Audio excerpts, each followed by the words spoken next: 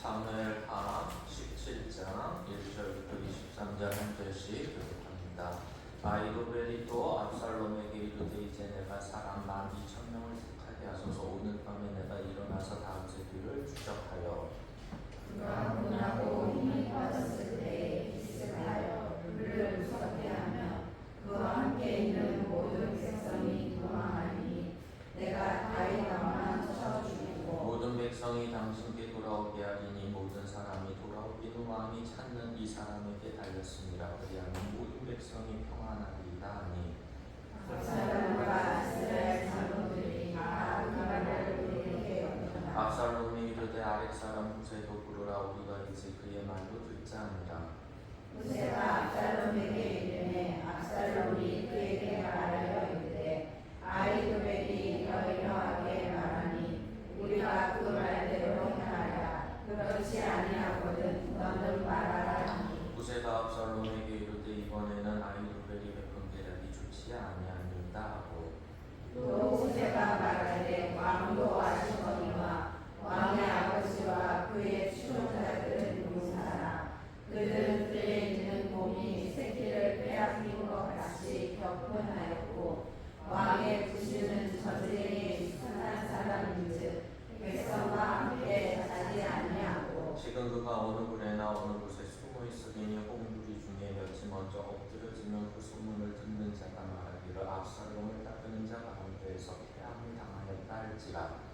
비록 그가 사자 같은 마음을 가진 용사의 아들일지라도 낙심하니 이는 이스라엘 무리가 왕의 아버지는 영웅이요 그의 추종자들도 용사인 줄 알리니 나는 이렇게 계략을 세웠나이다. 온 이스라엘을 담부터 보엘세바까지 바닷가에 많은 모래같이 당신께로 모으고 친히 전쟁에 나가시고 우리가 그를 만난 곳에서 그를 비습하기를 이슬이 땅에 내림같이 우리가 그의 위에 덮여 그와 함께 일루왕과 함께 모든 사람을 또 만일 하나님 그가 어느 성에 들었으면 온 이스라엘이 밧줄을 가져다가 그 성을 강으로 끌어들여서 그곳에 작은 돌 하나도 보이지 아니하게 할 것이니이다. 아멘.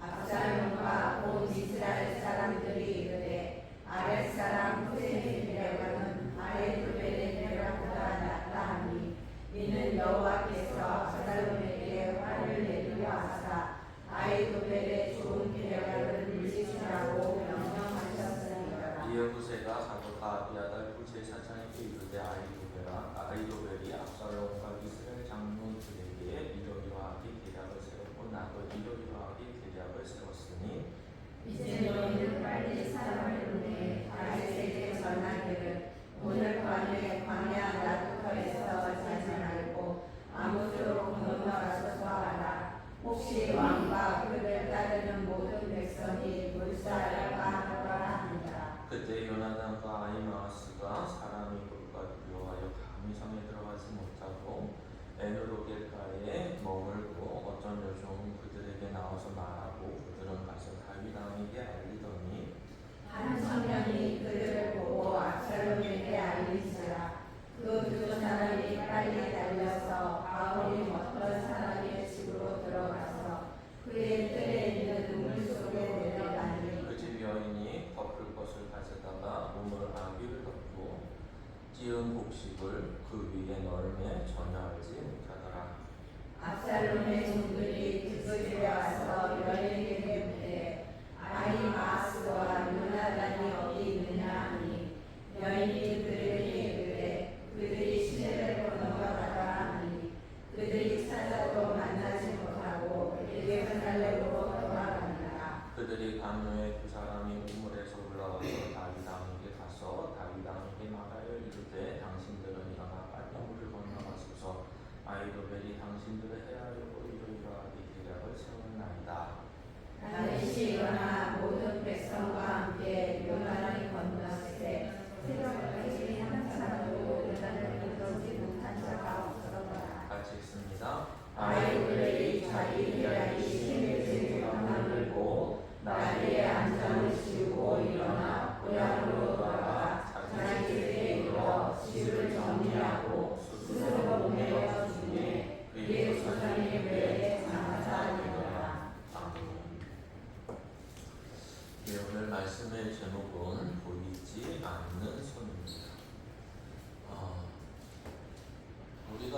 세상에 뭐 특별히 어떤 그 음모 또는 세상이 돌아가는데 보이는 것이 전부가 아니다라는 것들을 우리는 뭐 꼭 성경이 아니더라도 세상에서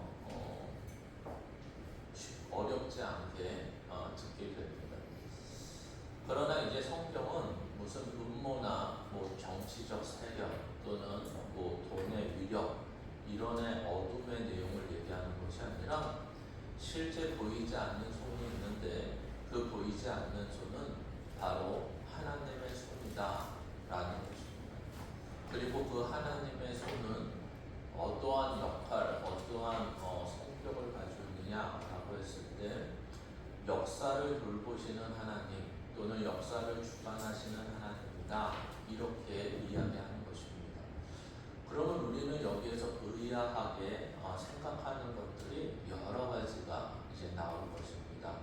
그래서 우리는 먼저 전제를 하고 가야 되는 게 이러한 역사의 주관자시다라고 말했을 때 그 역사의 주관자라는 말 앞에 어떠한 말을 놓았을 때 우리가 그나마 좀 이해하기가 좀 수월하냐라고 했을 때 우리가 잘 아는 단어의 구원의 역사의 주관자시다 이렇게 좀 한정적이지만 원래는 하나님은 제한되거나 한정적이지 않으신데 이렇게 한정적인 내용으로 된다는 것입니다. 잠깐만요. 녹음이 잘 되는가? 한정적이 된다는 것입니다. 그래서 이렇게 한정적이 된다는 말은 저번에도 안 들리는 것이 이게 보니까 중간에 이렇게 안내 문자가 한 번 오면 이게 중간에 문제가 생긴 다음에 이렇게 이 오류가 난 다음에 다시 연결해야 돼요. 그래서 마치 처음 하듯이 사무엘아 아니면 청정아 그냥 포기를 하고 할까요? 사무엘아 17장 1절부터 23절 보이지 않는 소원 해가지고 녹음이 잘 안 되는데 나중에 한번 보시면 될 것 같습니다. 그래서 이 구원의 역사의 주관자시다 그러면 또 이제 설명할 게 많죠. 그러면 뭐 인간의 보통 뭐 이런 인간의 역사는 또 상관 안 하시냐? 또 그렇지도 않으십니다.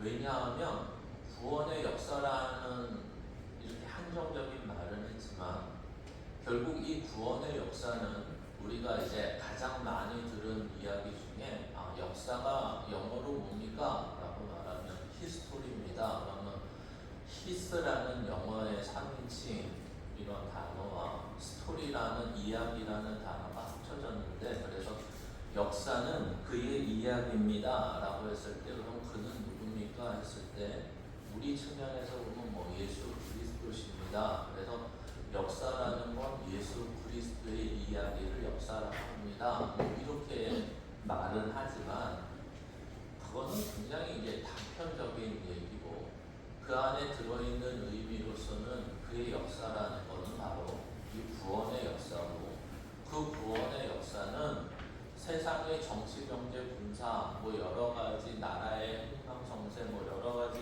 그의 그런 역사가 어떤 중심축을 가지고 돌아가느냐라고 했을 때 바로 그 중심축, 그 중심축이 바로 이제 구원이라는 축을 가지고 돌아가는 것이다 라고 이해를 하셔야 됩니다. 그렇기 때문에 그 중심축이 구원이라는 것인데 그것을 가지고 이렇게 돌아갈 때 그 구원에 모든 게 이렇게 맞춰지는 거죠. 이렇게 그 중심에. 그래서 역사를 이해할 때는 그 구원이라는 중심축을 가지고 있는 우리들의 입장과 눈, 더 정확히 말하면 믿음이라는 것을 통해서 이것을 바라봤을 때 그 나머지가 이해되고 그 나머지의 역사가 왜 그렇게 돌아가는지를 우리는 볼 수 있는 힘이 생긴다. 이렇게 얘기하는 것입니다. 그래서 이러한 전제, 이 말의 전제 자체가 이미 이해가 좀 힘드시죠? 어려워요. 그래서 우리는 좀 이해가 힘들 때는 좀 외우셔야 되죠. 야, 역사가, 세상의 역사는 뭐가 중심입니까? 라고 했을 때 구원이라는 게 중심입니다. 그러면 그 구원의 또한 중심의 중심은 무엇입니까? 라고 했을 때 바로 예수 그리스도십니다. 이렇게 외우시면 된다는 겁니다. 그래서 이러한 중심축, 구원이라는 중심축을 가지고 나머지를 봐야 된다는 거죠. 전에는 어떻게 봤는데요? 전에는 역사라는 것을 무슨 옛날 시조세가 있었고 공룡이 있었고 빙하기가 있었고 하는 어떤 세상의 환경과 뭐 어떤 변화에 대해서 보는 사람도 있었고 또 어떤 사람은 문명이라는 것을 중심으로 놓고 옛날에는 뭐 메소포타미아 문명이 있었고 나이가 뭐 이런 문명이라는 시각으로 보는 사람이 있고 또 학자들의 대부분 역사라는 것을 이렇게 문자가 기록된 이후서부터 역사다라는 전제하에 보는 사람도 있었고 또는 전쟁이라는 시각 속에 보는 사람이 있고 또 어떤 사람은 진화, 가설이지만 진화라는 측면으로 역사를 보는 사람도 있고 이렇게 등등등 역사라는 것이 멀티 또는 다원, 다각으로 보는 게 너무 어렵기 때문에 어떤 중심의 축을 하나씩 달아서 전쟁, 문명, 문자 이런 식으로 우리가 봤는데 우리는 이 전체를 어떻게 설명할 수 있냐면 바로 구원이라는 중심을 가지고 단순히 구원이라는 한 중심이 아니라 이 중심을 가지고 이 전체를 바라볼 때 다른 역사관뿐만 아니라 성경이 말하는 하나님은 역사의 주관자시며 주인이십니다 라는 말이 무엇인지를 알게 된다. 이런 전제가 바로 오늘 성경의 내용인 것입니다. 그래서 우리는 본문 자체도 항상 말씀드렸다시피 어떤 인물들도 등장하고 또 이 구약의 내용, 특별히 사무엘 상하의 내용은 사건이라는 이야기가 계속 전제되고 그것이 이어지기 때문에 마치 드라마 보듯이 이해를 하셔야 되고 드라마 보듯이 생각을 하시면 굉장히 어떻게 보면 신약에 있는 사건 중간중간에 나오는 이야기보다 더 쉽게 이해하기가 쉬우실 겁니다. 그래서 우리가 이러한 사건 내용을 드라마 보듯이 하신다면 이 앞에 내용을 뗄 수가 없고 이 앞에서 전개된 내용이 바로 오늘의 내용이고 오늘의 내용이 이어져서 그 다음 내용이 전개된다는 것을 잊지 않으시면 우리가 원하든 원하지 않든 이러한 구약에 있는 사건의 이야기의 내용을 이해하실 때는 좀 계속해서 반복되지만 전체적인 내용과 미리 이 내용에 대한 이해가 좀 있으시면 오늘 본문의 내용이 충분히 이해하는 데 도움이 될 것입니다. 그래서 우리는 앞에서 이미 어떤 큰 사건 안에 들어와 있죠. 바로 다윗의 셋째 아들인 압살롬이 용서를 받았으나 그 용서가 무색하게 이제 반란을 일으켰다. 이런 내용에서 시작을 했고 반란을 일으켰는데 너무 다윗 왕을 무력하게 이 반란을 진압해보지도 않고 황급하게 도망을 치게 됐다. 그리고 오늘 그 도망하는 가장 중요한 자리에 놓여져 있다 이겁니다. 마치 우리가 이 내용을 이해할 때는 우리나라 역사 중에 이런 걸 이해하시면 될 것 같아요. 너무 개인적인 얘기지만 하나님의 구원의 역사이기 때문에 개인적인 것보다 좀 크게 펼치면 바로 이런 낙동강 전투다. 뭐 이런 식으로 뭐 이것도 이해를 못 하시면 어렵죠. 그러니까 우리나라가 남한이 이제 북한에 쫓겨서 부산 끝까지 내려갔고 이제 낙동강을 사이로 이제 이 남한이라는 나라, 대한민국이라는 나라가 이제 존폐가 갈리는 그런 내용이죠. 이제 낙동강만 건너서 뚫리면 끝나는 건데 어떻게 이 나라가 구해졌죠? 바로 인천 상륙작전을 통해서 구해졌듯이 지금 거의 요단강을 앞에 두고 이제 다윗이 거길 넘어가면 살 것이고 거길 못 넘어가면 거의 죽임을 당할 것 같은 내용이다. 여기서 이렇게 이해를 하셔야 됩니다. 그래서 오늘 본문을 구원이라는 역사의 중심축으로 역사를 봤을 때 오늘 그러면 개인적으로는 이런 거죠. 하나님이 함께 하셔서 우리에게 무엇을 하시나 라는 내용과도 이 역사, 구원의 역사라는 것과 개인적으로 하나님이 나에게 함께 하셔서 무엇 하시냐의 내용이 이렇게 같이 붙어서 간다. 이렇게 이해를 하시면 됩니다. 왜 이렇게 설명을 하냐면 하나님이 지금 나에게 하시는 일들이 어떤 개인적이고 주관적이고 전혀 비밀이고 이렇게 가는 게 아니라 역사라는 건 뭐죠? 주관적보다는 객관적이고 안 보이는 것보다는 보이는 거잖아요. 그리고 개인적이라고 했을 때 주관적이고 숨어 있는 경우가 많죠. 그래서 이것이 원래는 다른 얘기인데 성경은 이 얘기가 독특하게 이렇게 같이 간다는 것입니다. 즉 오늘 본문으로 따지면 이런 거죠. 다윗의 개인적인 얘기가 하나님의 구원의 역사와 어떻게 맞물려 가느냐 이 얘기를 하는 거죠. 근데 그러면 다윗이라는 위대한 인물이기 때문에 이렇게 가는 거 아니에요 라고 또 말할 수 있지만 그게 아니라 다윗은 위대한 인물로 등장하는 것이 아니라 바로 여기에서 누구나 당신을 다윗이라고 부를 수 있는 것입니다. 이렇게 얘기하는 거죠. 이 다윗이라는 이름에 김태호라는 이름을 넣어도 되고요. 여러분의 누구의 이름, 믿는 자라면 누구의 이름을 붙여놔도 이것은 동일한 이야기입니다. 대신 사건만 다를 뿐입니다. 이렇게 얘기하는 거죠. 그래서 우리는 내가 왕이라는 자리에 있으면 이런 일이 일어날 수 있을 것이고요. 내가 왕이라는 자리에 없고 이 시대로 따지면 노비라는 것, 또 지금 시대로 따지면 이 대한민국의 한 서민으로 살아가는 자에게도 똑같은 사건은 아니지만 동일하게 작용하는 바로 역사의 주인공이시고 역사의 주관자신 하나님이 나 하나를 어떻게 대하시고 계시는가를 아주 직간접적으로 볼 수 있는 내용이다. 이렇게 이해를 하셔야 됩니다.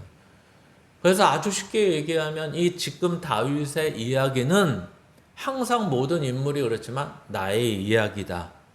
그리고 그 하나님은 나를 도와주시는 정도가 아니라 이 구원의 역사 가운데서 모든 사람에게 동일하게 이렇게 하고 계시는 일하시는 하나님이다. 이것을 우리가 오늘 본문을 통해서 이해하셔야 됩니다. 근데 이렇게 길게 설명은 했지만 우리가 이런 이야기들을 항상 들었던 이야기입니다. 결론적으로는. 근데 어떤 사건 또는 나의 일로 왔을 때 그 말씀이 그렇게 이해가 되지 않는 거죠. 마치 이런 거, 똑같은 건 아니지만 어떤 사람에겐 크게 느껴지고 어떤 사람한테는 작게 느껴지고 어떤 사람한테는 도무지 이해가 안 되거나 느껴지지 못하는 얘기가 될 수도 있다는 것입니다. 그러나 분명히 알아야 되는 것은 성경이 이것은 다윗에게만 아니라 누구에게나 동일하게 하나님의 일하심을 경험할 수 있는 내용입니다. 라는 거죠. 그래서 우리는 이렇게 이해하시면 됩니다. 구원의 역사라는 또 크게 말했을 때 이렇게 얘기하면 좀 이해가 어렵기 때문에 결국에는 성경에서 하나님이 목적하시는 게 무엇이냐가 바로 뭘까요? 구원의 역사라는 것입니다. 하나님은 이런 거죠. 창세전에 구원하시기를 원하셨고, 그리고 나머지 얘기 다 빼고 이제 예수 그리스도를 통해서 구원하시기로 하셨고, 그리고 나머지는 구원받은 자들은 하나님의 자녀답게 살게 하시고 마지막에는 천국으로 데리고 갈 거다. 이것이 바로 구원의 역사라는 거죠. 그리고 이 구원의 역사의 내용에는 금방 들은 것처럼 누구나 동일하게 함께하지만 각자의 경험에 비추어 봐서 조금씩 그 경험이 다를 뿐이지, 하나님은 누구에게나 동일하게 이러한 예수 그리스도를 통해서 구원받게 하시고 구원받은 자들은 하나님의 자녀답게 세워지는 목적을 가지고 그것을 끝까지 일하실 것이다 라는 동일한 내용을 가지고 간다는 것입니다. 그래서 이 내용은 어떻게 보면 본문에서 우리가 알고 있는 이 교리적인 내용이 이 본문 안에 잘 감춰져 있고 잘 녹아져 있고, 그리고 이 본문 안에 삶에서 녹아진 내용들이 바로 우리의 삶에서도 동일하게 이루어가고 계시는 내용임을 우리는 이해하고 교훈으로 삼아야 된다는 것입니다. 그래서 오늘 본문으로 돌아가시면 이 하나님이 함께 하시는 다윗, 또 하나님이 함께 하신다니까 조금 이해가 어려우실 수 있는데, 우리가 앞에서 다윗을 용서하실 때 한 말을 기억하셔야 됩니다. 뭐라고 용서하시죠? 한 말이, 나는 너를 용서하는 것이 이유가 있는데, 그것은 사울과 비교했을 때 사울은 바로 용서받지 못하는 자, 즉 은혜가 더 이상 그에게 더해지지 않는 자. 다윗은 용서받은 자, 그 이유는 하나님의 은혜가 더하는 자, 이것밖에 없다고 얘기하는 것입니다. 그래서 하나님이 다윗에게 나는 너에게 은혜를 거두지 않겠다 라는 말이 오늘 표현으로 한다면 하나님이 너와 영원히 계속해서 함께 하겠다라는 내용입니다. 그러면 하나님이 이런 용서를 통해서 은혜를 계속해서 부어주시겠다는 하나님의 뜻이 있는데, 그런 사람에게는 어떠한 은혜, 하나님이 함께 하셔서 하나님이 어떠한 은혜로 하고 계시는가를 오늘 보여주고 있다라는 거죠. 왜 이렇게 앞에 서론이 기냐라고 했을 때 14절의 이야기 때문에 긴 것입니다. 그래서 오늘 본문을 들어가시면 이렇게 되는 거죠. 이제 아이도벨이라는 사람은 다시 한번 등장하지만 우리가 앞에서 기억을 이렇게 하셔야 돼요. 그가 말하는 것은 하나님께 묻고 대답을 들은 것과 동일하다. 그의 지혜, 그의 전략, 그의 생각은 심지어 뭐와 비교되냐면 하나님과 비교될 만한 전략가라고 말하는 것입니다. 그러면 그의 말이 틀릴 수가 있을까요? 없을까요? 기본적으로 성경은 그의 말은 틀릴 수가 없다라고 말합니다. 그러나 오늘 두 번째 전략의 내용이 뭐죠? 이 전략을 보니까 이 사람은 모든 걸 꿰뚫어 보는 사람이구나를 알 수 있게 되는 것입니다. 이 사람이 당장 두 번째 전략을 이렇게 얘기합니다. 12,000명만 내가 고르고 나가게 해주십시오. 출전하게 해주십시오. 그러면 단숨에 다윗 왕을 제압하고 죽이고 이 구테타를 마무리 짓겠습니다. 이렇게 얘기하는 것입니다.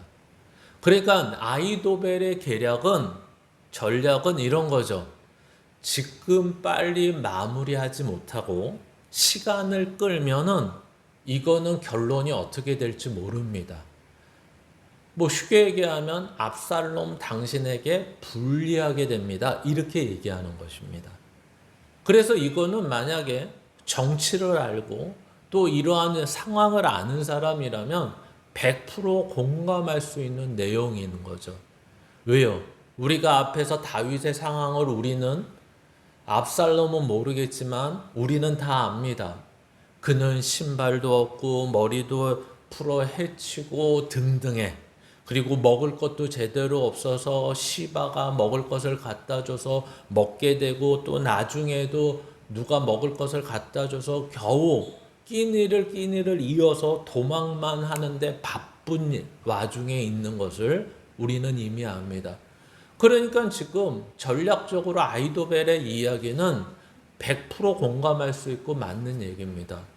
근데 두 번째가 문제가 되는 거죠. 압살롬이 뭔 생각인지는 모르겠지만 성경에서는 나오지 않죠. 그러나 나오지 않는 게 아니라 답은 있습니다. 근데 실제로 압살롬이 왜 그랬는지 모르겠지만 야, 아히도벨의 이야기만 듣지 말고 후세의 이야기도 들어보자. 이렇게 얘기하는 거죠. 그랬더니 후세가 전략을 얘기하는데 아주 그럴듯하게 얘기합니다. 어떻게 얘기하죠? 첫 번째는 충분한 준비. 두 번째는 이 쿠데타가 성공하게 해서는 과시. 백성들에게 모두 내가 이제 왕인 것을 보여주는 내용으로 채워져야 된다는 거죠. 그러니까 한 번의 왕창 끝내버려야 되고 그 다음에 퍼포먼스가 있어야 되는데 이벤트가 있어야 되는데 그래서 백성들에게 내가 압살롬 자신이 완전하게 제압했다는 걸 보여주는 퍼포먼스가 필요하다 이렇게 제안을 하는 것입니다. 근데 이제 문제가 뭐죠? 충분한 준비라는 말에는 뭐가 들어가죠? 시간이라는 게 들어가지 않습니까? 아히도벨의 전략은 빨리 모아서 추격해서 끝내자. 단숨에 끝내자고 후세의 전략의 특징은 단에서부터 부엘세바까지 그러니까 우리나라로 치면 백두에서 한라까지라는 표현이겠죠. 여기에 전체의 병력을 모을 수 있는 만큼 충분히 모아. 그래서 예를 들어서 다윗이 한 성읍에 들어가서 꽁꽁 숨으면 괜히 들어가가지고 다윗 찾으려고 하지 말고 그 성읍을 밧줄로 묶어서 끌어가지고 없애버리면 된다는 식인 거예요.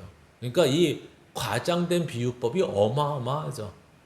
그러니까 이 병력을 모든 12지파에서 다 차출해가지고 충분한 병력을 가지고 다윗을 제압하고 잡든지 죽이든지 끝내버리자 이런 얘기고 그리고 그 인원을 가지고 있을 때 이제 과시하자. 백성들에게 우리가 다윗을 제압하고 끝냈습니다 라고 압살롬이 전장 앞에 나가서 과시하자.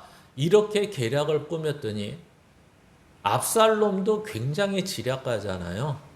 이때까지 암논을 죽일 때 그리고 반란을 일으킬 때 급하게 한 사람이 아닙니다. 암논을 죽일 때 2년을 기다리고 이 쿠데타를 일으킬 때 몇 년을 또 준비를 하고 이렇게 수년 동안 차곡차곡 그러니까 요즘에 MBTI로 식으로 하면 이 압살롬은 T인 것 같습니다. 그렇죠? 하나하나 자기가 계획을 세우고 그것을 하나하나 밟은 다음에 충분할 때 뻥 터뜨리는 거죠. 그러니까 아히도벨의 계략은 맞는 것 같지만 한 방에 급히 후세의 계약은 그래도 느리지만 충분히 준비하여 그래서 이 MBTI식으로 얘기하면 두 사람의 계략 중에 과정으로 치면 압살롬에게 맞았던 것 같습니다. 그러나 문제는 뭐죠? 이런 MBTI고 뭐고 간에 성경은 이런 얘기를 하는 게 아니라 한번 14절 가보시겠습니까? 14절 같이 읽습니다. 시작. 압살롬과 온 이스라엘 사람들이 이르되 아렉 사람 후세의 계략은 아히도벨의 계략보다 낫다 하니 이는 여호와께서 압살롬에게 화를 내리려 하사 아히도벨의 좋은 계략을 물리치라고 명령하셨음이더라. 아멘. 누가 이렇게 했다는 거예요? 여호와께서 압살롬에게 화를 내리려 하사 아이도벨의 좋은 계략을 물리치라고 명령하셨음이더라. 이렇게 얘기하는 것입니다. 이것을 새 번역으로 얘기하면 이렇게 되는 거죠. 주님께서 이미 압살롬이 재앙을 당하게 하시려고 아이도벨의 계략을 좌절시켰기 때문입니다. 이렇게 새 번역은 얘기합니다. 그러니까 아이도벨의 계략을 좌절시킨 이유는 이미 하나님의 작정은 뭐라는 거예요? 압살롬이 재앙을 당하는 것.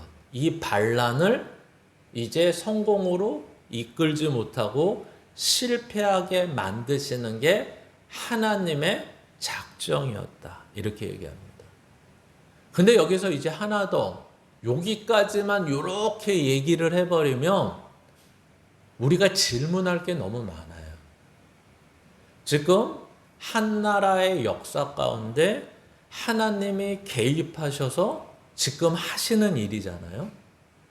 근데 이게 이렇게 이해가 되면 하나님이 역사의 주인공이다, 주관자라는 말이 이런 식으로 돼버리는 거예요.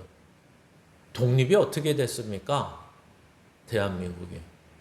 하나님이 일본을 좌절시키고 그리고 우리를 독립시키기 위해서 일본을 좌절시켰습니다. 우리나라가 어떻게 6.25 사변에서 자유를 얻었습니까? 하나님이 북한 세력을 좌절시켰기 때문입니다. 뭐 이런 식으로 해석이 다 되는 거예요. 맞나요? 틀리나요?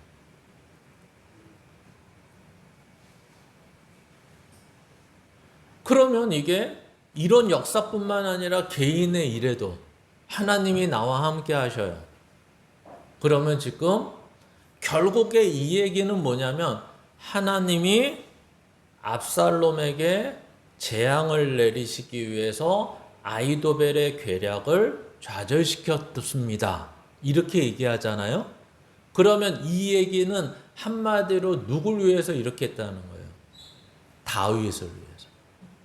즉 이 말을 다시 풀면 이렇게 되는 거예요.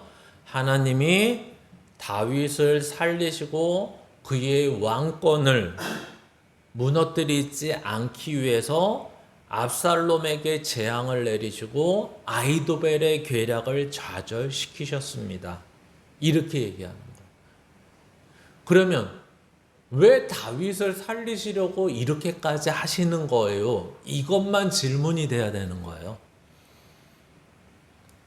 이 말은 무슨 말이냐면 하나님이 일본을 좌절시키셨습니다. 대한민국을 살리기 위해. 진짜 그랬을까요? 그러면 이렇게 한번 물어봐요. 하나님은 북한의 이 힘들어하는 사람들을 위해 북한의 정권을 좌절시키셔야죠. 웬 그건 안 하시는 거예요?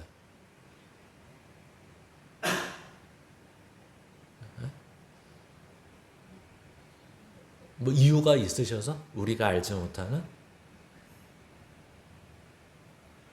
그러니까 이 말을 하는 이유는 하나님은 악을 물리치시고 선으로 이기신다.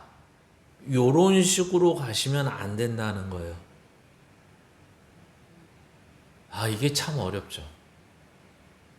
우리가 볼 때는 북한 정권이 악입니까? 선입니까? 그러니까 뭐 북한 정권이라고 말하면 요즘에 또 문제가 돼서 공산당이 그러니까 이것도 또 문제가 되네요. 그렇죠? 옛날에 제가 어렸을 때는 공산당은 늑대고 붉은 돼지고 이랬는데 그런 시대가 있었는데 그렇죠? 요즘에는 김일성 찬양을 해도 나쁘다고 말하면 그 나쁘다고 말하는 사람이 나쁜 사람이잖아요. 그렇죠? 세상은 그런 겁니다. 제가 이 말을 언급하는 이유는 정치적인 얘기나 사회 이슈를 얘기하는 것이 아니라 바로 이것을 이해하셔야 됩니다. 하나님이 정하신 게 선하다고 하신 게 선이고요. 하나님이 악하다고 하신 게 악이에요. 상황, 입장이 아니에요. 아이도벨에서는 다윗 저놈 죽는 게 선일까요, 악일까요? 아이도벨이 누구라고 그랬죠? 우리가 성경에 있는 내용을 근거로 했을 때 아이도벨은 밧세바의 할아버지입니다. 그 밧세바를 왕이라는 사람이 범하고 한 가정을 파탄시켰을 때 저 다윗이란 놈은 나쁜 놈입니까? 선한 놈입니까? 나쁜 놈이죠. 죽어야 되는 놈이에요. 그러니까 우리나라식으로 하면 더 말할 수 있는 내용이 있죠. 뭘로 빠도 시원치 않은 놈이에요. 그렇죠?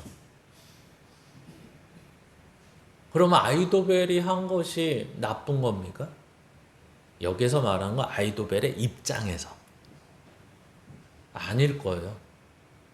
근데 오늘 하나님은 이상하게 압살롬에게 재앙을 내리시기 위해서 아이도벨의 계략, 전략을 좌절시키셨다 이렇게 얘기합니다. 그러니까 이 구원이라는 역사 속에서 한 개인의 이야기를 할 때 이렇게 이해가 되는 거예요. 하나님은 다윗에게 약속한 것을 지키시고 다윗을 살리시기 위해서 이 계략을 좌절시키셨습니다. 이렇게 얘기하는 거예요. 그러면 다윗에게 준 약속이 뭔데요? 너의 왕권이 영영할 것이고 내가 너를 용서했기 때문에 너에게 은혜가 떠나지 않을 것이다 라는 내용이었다는 거예요. 이것을 하나님은 지키시고 하나님이 작정하셨기 때문에 오늘 다윗은 죽어야 돼요? 말아야 돼요? 말아야 돼요. 그 죽지 않으려면 어떻게 해야 돼요? 아이도벨의 계략은 좌절돼야 돼요. 그리고 이 다윗의 이 왕권이 영영이 하나님이 원하시는 대로 이끌어 가려면 압살롬의 반란은 실패해야 돼요.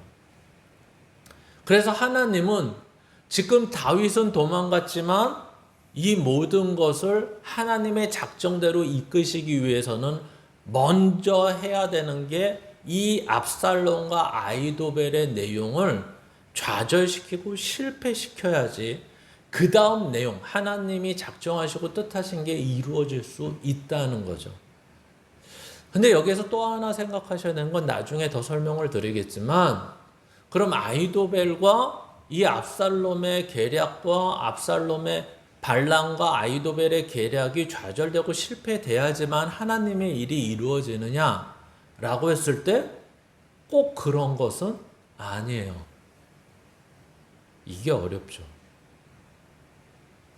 그러니까 예를 들면 이런 거예요. 하나님은 아까 이미 다윗에게 약속한 게 있어서 다윗의 편을 드시고 다윗을 살리셔야 되는데 예를 들어서 이 아이도벨의 계략이 이루어졌어요. 그러면 어떻게 됐을까요, 다윗이? 아이도벨이 생각한 것처럼 12,000명을 빨리 몰고 가서 요단강을 건너기 전에 빨리 밤새 쳐버리면 다윗을 죽였을까요, 안 죽였을까요? 하나님이 살리기로 작정하셨다니까요. 죽였을까요, 못 죽였을까요? 죽였다고 생각하는 사람. 못 죽인다니까요. 하나님이 허락하지 않으시면 못 죽인다니까요. 이 계략대로 해도.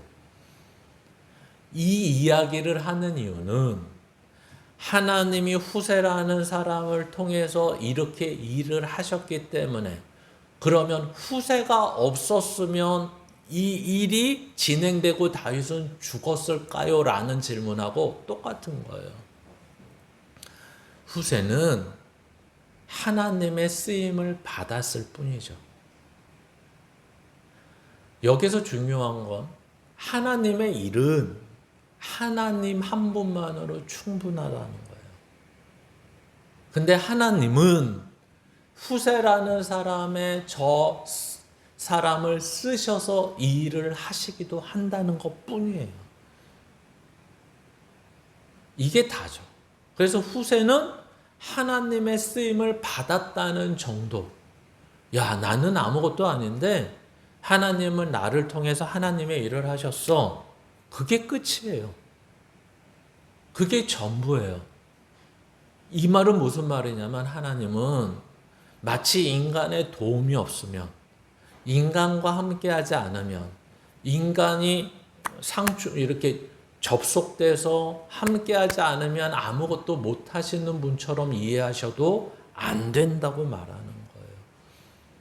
하나님은 후세가 아니더라도 그렇게 하실 수 있는 분이에요. 그래서 우리는 여기에서 잘 아는 거죠. 주님께서 이미 이 모든 것을 보이지 않는 손으로 이끄시고 계셨다. 이런 얘기예요. 그래서 예레미야 10장 23절 한번 읽어보시겠습니까? 같이 읽습니다. 시작. 여호와여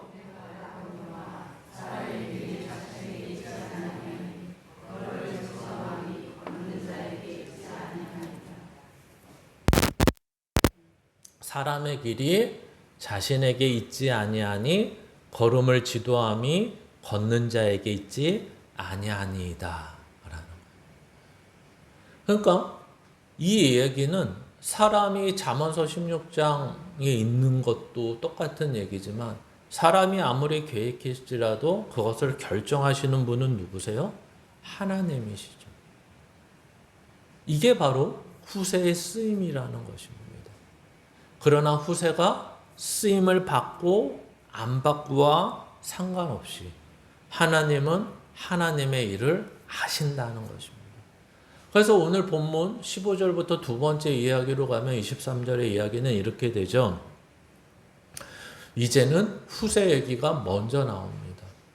우리가 앞에서 이미 다윗이 복선을 깔아놨죠. 이 언약궤를 메고 온 사독과 아비아달 두 제사장이 있는데 나를 따르지 말고 너희는 성전으로 다시 모시고 다시 들어가 있어라. 내가 너희들을 전달책으로 쓰겠다. 한마디로 얘기하면 그런 거죠. 그리고 아히마아스와 요나단도 이 두 사람의 아들들인데 같이 이 전달책으로 사용하겠다라고 복선이 깔려 있습니다. 그래서 마치 그 복선의 내용처럼 그렇게 쓰임을 받죠. 아히마아스와 요나단이 이제 성경식으로 얘기하면 아히도벨의 계략은 이러이러하고 후세의 계략은 이러이러한 것을 그대로 전하게 하고 그 전하는 데 있어서 제일 중요한 건 뭐죠? 빨리 여기를 벗어나셔야 됩니다.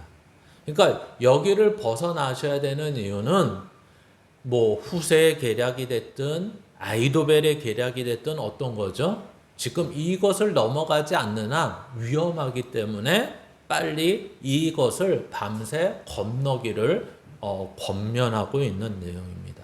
그리고 그 권면을 다윗은 잘 따라서 밤새 넘어갔다는 이야기고 또 이 중간에 아히마아스와 요나단이 걸리죠. 압살롬의 한 청년에게. 그랬더니 우물가에 숨었는데 한 여인이 그 우물가를 덮어주고 그 우물가 위에 찌은 곡식을 말리는 것을 통해서 이 아히마아스와 이 요나단을 살려줬다라는 잠깐의 이야기가 들어갑니다. 그러니까 우리는 이런 거죠. 마치 기생 라합이 정탐꾼을 살려줬다는 이야기와 똑같은 이야기입니다. 그래서 이런 거잖아요. 아까 이미 서두에 말씀드린 것처럼 선과 악의 기준이 무엇입니까? 라고 했을 때 하나님이 하시고자 하고 뜻을 이루시고자 하는 것은 선이고요. 하나님이 아니라고 하는 것은 악인 거예요. 그러니까 우리가 생각하는 선과 악은 다르고 그래서 우리는 항상 그렇게 생각하잖아요. 하나님이 어떻게 이루실 수가 있어? 라고 했을 때 그 안에 답은 두 가지밖에 없어요. 아, 그렇게 한 건 죄가 한 거야. 아, 그렇게 한 거는 하나님이 이거를 악이라고 하신 거야. 이것밖에 답이 없어요. 근데 우리는 아까 말한 것처럼 아히도벨의 입장이라는 게 너무 문제가 되죠. 그 입장이라는 것이 결국 하나님의 뜻과 하나님의 뜻이 아닌 것을 우리는 분별하지 못하게 한다. 이렇게 이야기하는 것입니다. 그러면 이제 우리는 이런 생각을 또 하죠. 어떻게 하나님만 선이라고 말하실 수 있습니까? 이제 그거는 싸우자고 하는 말이죠. 왜냐하면 하나님은 절대 선이시기 때문에 그렇습니다. 뭐 더 이상 설명을 할 수가 없습니다. 인간은 절대 선이 아니고 입장, 상황, 형편, 어느 때는 감정, 어느 때는 그날의 심기. 그래서 조변, 석계라는 말이 있듯이 아침과 저녁이 너무 다른. 그래서 우리는 원래 절대라는 말을, 결코라는 말을 붙일 수 없는 존재라는 것을 살아보면 우리는 잘 압니다. 그러나 하나님에게는 절대, 결코 이런 말을 붙일 수가 있죠. 바로 하나님이시기 때문에 그렇습니다. 그래서 이렇게 우물 안에서 숨겨져 있는데도 불구하고 그 한 여인이 압살롬의 종이 와서 이 사람들을 찾으니까 벌써 예루살렘으로 건너갔다고 거짓말하는 모든 것들. 성경은 이것을 거짓말하기 때문에 악이다.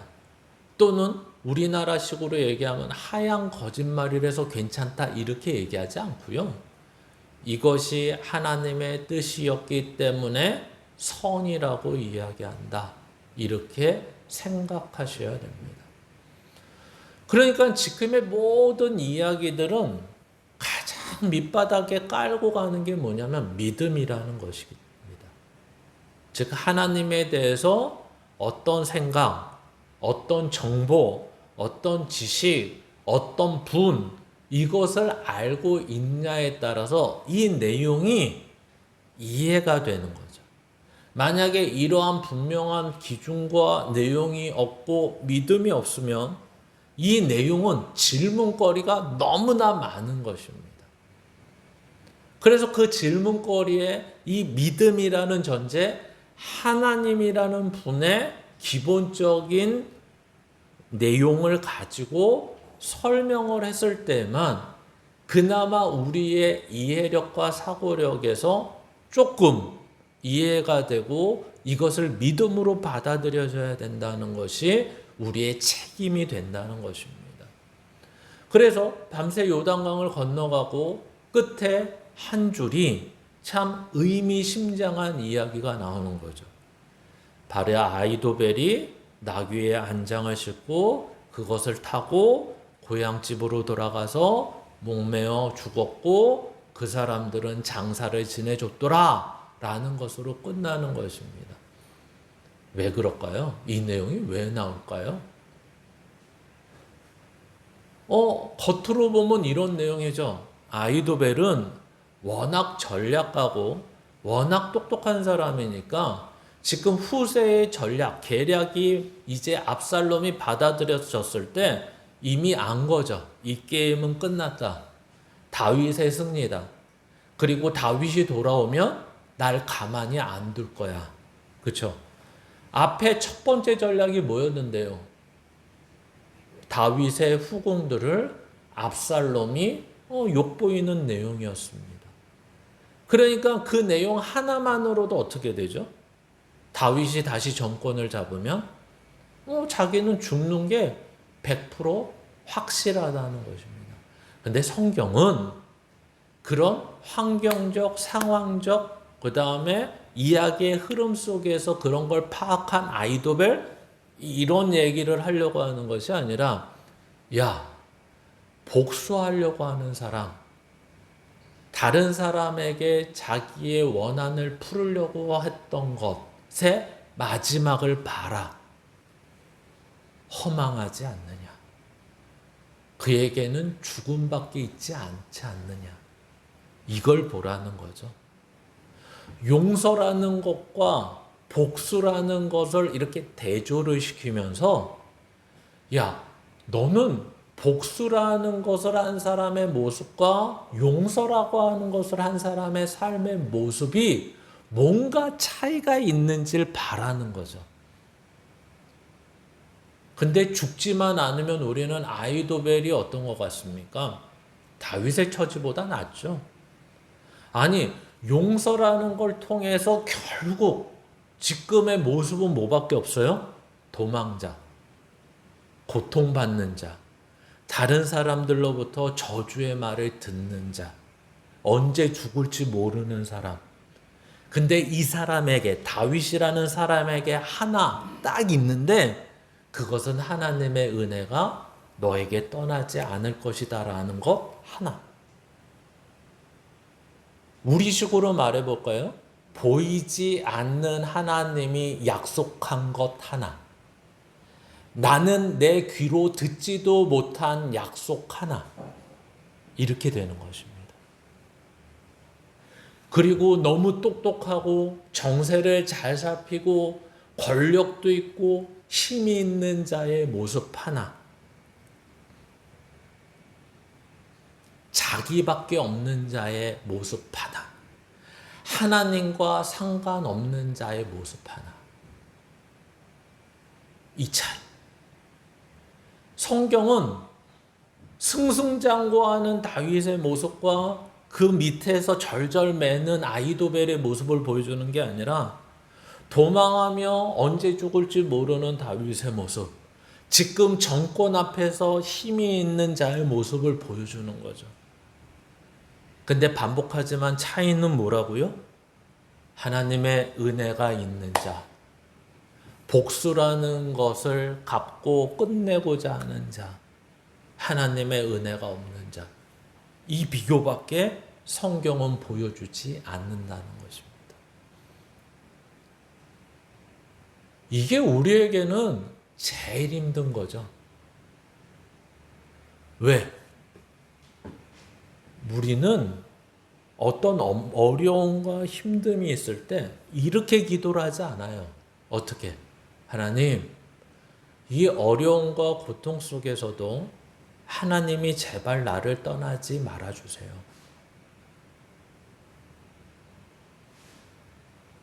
야, 이게 믿음의 기도라는 거죠.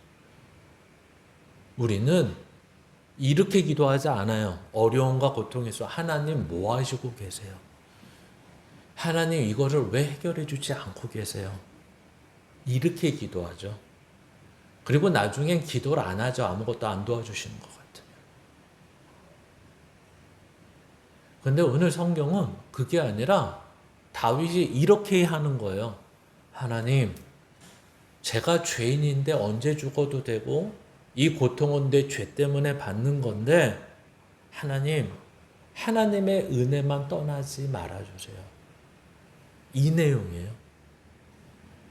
이 옆의 내용은 하나님이 은혜고 하나님이 역사의 주인공이고 나발이고 상관없이 나는 나 멋대로 할 거야.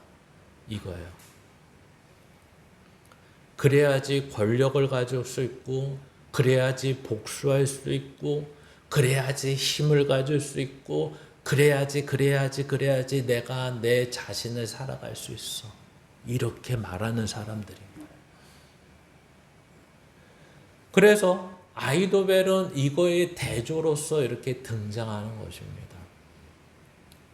그러니까 금방 말씀드린 다윗은 은혜로 살아가는 자의 대표적인 모습을 보여주는데 겉으로 보기에는 고통, 고난, 저주의 말을 듣고 너는 왜 사냐는 말을 듣고 이런 자의 모습으로 살아가는 거죠.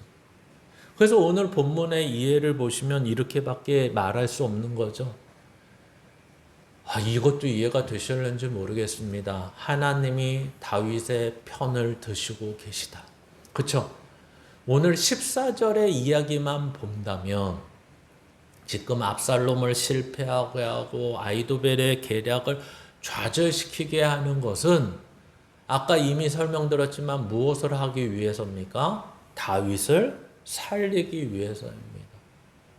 지금 하나님은 다윗을 살리시기 위해서 이 일을 하고 계신다는 거죠.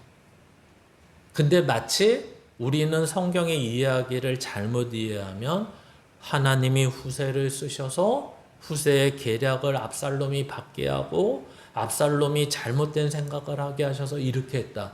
야, 이렇게 하면 뭐가 되냐면 하나님은 인간을 뭐 하시는 분이에요? 조정하는 분이에요. 하나님은 인간을 조정하지 않으십니다. 아까도 이미 언급한 것처럼 후세의 계략을 받아들이지 않고 아이도벨의 계략을 받아들여서 했더라도 하나님은 다윗을 살리실 수 있는 분. 왜 살리실 수 있죠? 하나님이 작정하신 것은 꼭 이루고 마시는 분이기 때문에. 하나님은 말로만 이야기하는 분이 아니라 우리와 달리 능력도 있기 때문에 하나님은 인간의 도움이 없어도 우리를 하신 하나님의 뜻대로 하실 수 있는 분이기 때문에. 그래서 로마서 8장 28절의 얘기가 뭐죠? 부르심을 입은 자들, 모든 부르심을 입은 자들에게는 하나님이 합력하여 선을 이루신다 라는 말이 뭐예요? 우리의 눈으로, 우리의 생각으로 되지 않더라도 하나님은 하나님의 일을 하실 수 있다. 그러니까 항상 말씀드리는 거지만 그 능력이 얼마나 대단하신 분인가 라는 거죠. 거기서 능력이 얼마나 대단하다는 것은 이런 거죠. 하나님이 지금 일부러 후세를 넣게 하시고 아비아달 제사장과 사독 제사장을 넣게 하시고 아히마아스와 요나단을 넣게 하시고 그래서 계획을 하나하나 세우셔서 결국은 이렇게 만들기 위해서 지금 이런 계획을 처음부터 쭉 세워서 넣으셨다. 이런 분이라면 하나님은 조작하시는 하나님이죠. 조작하시는 하나님. 야, 하나님은 능력을 그 정도밖에 안 써? 미리 앞에 무슨 일이 생길지 아시고 거기에 대해서 하나님이 먼저 하시는 게 계획을 먼저 세우는 거야? 그래서 영화 중에 그런 거 있잖아요. 시간, 루프, 시간이라는 뭐 타임머신 이런 영화 같은 게 나올 때 심지어 코미디 영화는 그런 거 있잖아요. 내가 이 여자한테 청혼을 하려고 했더니 누가 개입이 됐어. 그러면 그것을 알고서 다시 과거로 돌아가. 그래서 그것을 준비해가지고 다시 했는데 그 남자는 해결을 했는데 또 다른 사건이 생겨. 그럼 다시 또 과거로 가서 다시 준비해서 또 해. 하나님이 그러시는 것 같습니까? 하나님은 이런 계획 없이 복선 없이 일을 못 하십니까? 하나님의 능력은 그런 정도가 아닌 거죠. 아무리 다윗이 잘못하고 본인이 잘못하고 아무리 세상의 세력과 권력과 세상의 힘이 하나님의 것을 막으려고 하더라도 이게 어떻게 된 일인지 이게 모두 합쳐지니까 하나님이 원하시는 대로 되더라. 이렇게 얘기하는 거죠. 가장 쉽게 얘기하면 이런 거죠. 하나님의 구원자 아들이신 예수를 죽이면 끝나는 줄 알았는데 야, 이게 뭔 말? 부활을 하더라. 부활을. 죽여서 되는 일이 아니더라. 왜? 우리는 죽이면 끝나는 줄 알았는데 하나님의 생각과 하나님의 능력은 그보다 더하시더라. 결국 이 죽임도 내가 앞장서서 내 생각을 가지고 죽였는데 이게 하나님한테는 뜻을 이루는 내용이 되더라. 이렇게 되는 거예요. 그를 죽임으로 말미암아 하나님이 하시고자 하는 모든 죄인들의 죄를 사하는데 그 죽임이 쓰이더라. 이렇게 얘기하는 겁니다. 그래서 놀라는 거죠. 하나님은 내가 지금 밧세바를 범하고 우리아를 죽인 것을 통해서 나에게 은혜를 주시는 하나님, 버리시지 않을 뿐만 아니라 내 편을 들어주시는 하나님, 그리고 내가 약속을 원한 것도 아닌데 하나님이 약속한 것을 이루시기 위해서 끊임없이 은혜를 베푸셔서 함께 하시는 하나님임을 오늘 다윗에게 보여주고 있는 거죠. 그래서 우리는 이런 거죠. 우리가 잘 알고 있는, 이미 알고 있는, 야, 세상이 지금 너를 괴롭히니? 아니면 너의 부족함과 연약함이 너가 힘들게 살게 된 이유니? 너의 죄가 지금 너를 이렇게 만들었니? 걱정하지 마. 하나님은 이런 어려움, 너의 잘못된 판단, 너의 죄악, 세상의 이런 모습들, 너를 억압하는 어떤 것들, 너가 지금 트라우마로 갖고 있는 어떤 것들, 어떤 거 너가 지금 하기 싫고 너에게 힘들게 하고 어려운 거 다 집어넣어봐.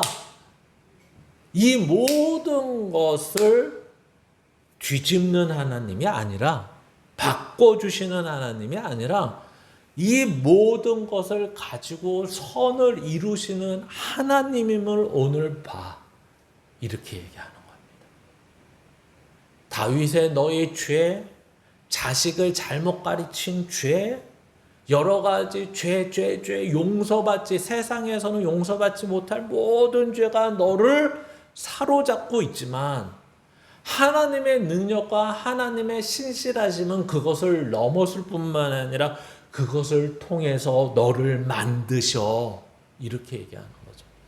그래서 우리가 잘 알고 있는 내용처럼, 오늘 이 구원의 역사의 중심축, 하나님이 나와 함께 하셔서 하시는 일이 뭔가 봤더니 바로 다윗 한 사람을 하나님의 자녀답게 하나님의 왕으로 세우시는 일을 하시는구나.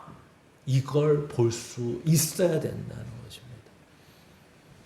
그래서 우리는 나의 열심, 나의 최선, 내가 하나님 앞에 어떻게 해야 되냐도 물론 열심을 내시고 하셔야 되지만, 이런 걸 토대, 이런 걸 기초, 이런 뿌리를 가지고 이 일을 하셔야 된다는 거죠. 그랬을 때 거기에는 자랑이 없는 거고 감사가 있고, 거기에는 자부심이나 자만심이 아니라 하나님에 대한 신뢰를 갖게 되는 것입니다.